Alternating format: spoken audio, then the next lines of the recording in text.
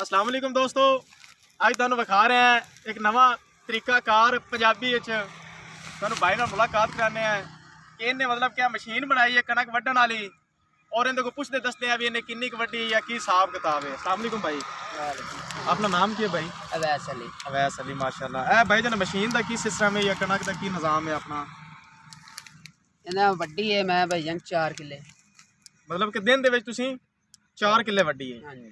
भाई जन इन्हें इस मशीन नाल कितना खर्चा आंदा? पेट्रोल का कितना खर्चा पेट्रोल होता? का की सिस्टम है? 1 किले का 3 किले। 1 किले का 3 लीटर पेट्रोल है, बड़ी सहूलत है। मतलब कि ये तुसी दिन दे विच 4 किले वड्डी कणक है। हाँ जी। सही हो गया, पर चेक करा यार भाइयों नूं कणक, ए सारी कणक भाई ने वड्डी है 4 किले अज दे दिन दे विच।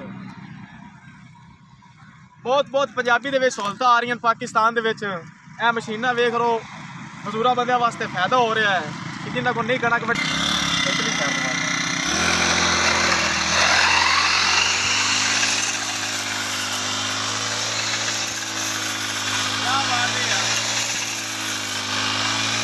देखो मेरे भाई कैसे हो रही कटाई कनक की, कैसे कदम काट रही है मशीन।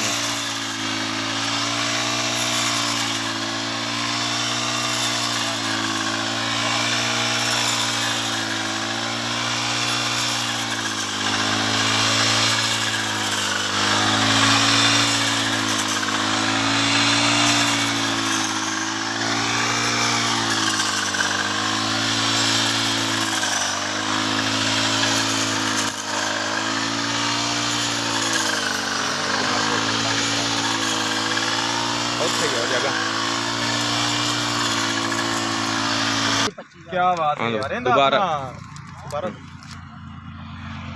अच्छा भाई इंदा तुसी दस्या किन्ने मतलब कि किन्ने रेंज दे विच मिलदी है, किन्ने दे हिसाब किताब किन्ने दे पैसे नहीं आती है? ये आ रही 25,000 रुपए दी। दोस्तों इस भाई का अगर काम दोनों अच्छा लगे हो तो साडे वीडियो दे विच तुसी कमेंट्स दे विच लाजमी दसना भी किस तरीके का ये तरीकाकार है या काम है। सहूलतां आ रही पाकिस्तान दे विच गरीब आवाम वास्ते जिन्हों को कणक मतलब कि हत्थां नाल नहीं वड्डी जाती, यह मशीनां उन्हां वास्ते निकलियां ने। ज़्यादा लोग वड्डे वड्डे जिहड़े मतलब कि जिमीदार बंदे ने वो इन्हां चीज़ों का इस्तेमाल कर रहे हैं, जिहड़े साडे वर्गे गरीब बंदे ने उन्होंने को ले नहीं जाती। 25,000 रुपये की कीमत है। अगर इस भाई का तरीकाकार कणक वड्ढण दा या तुहानूं पसंद आए तो तुसीं लाजमी कमेंट से दसना है। मेहरबानी, बहुत शुक्रिया।